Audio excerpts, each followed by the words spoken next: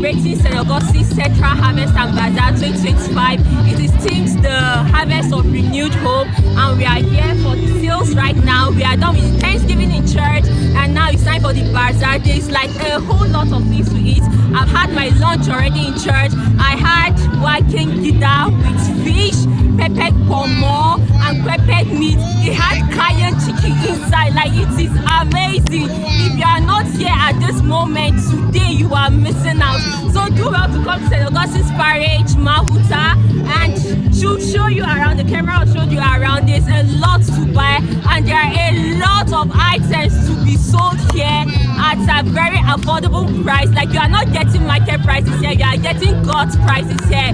So we hope that you come and you celebrate with us. Yeah.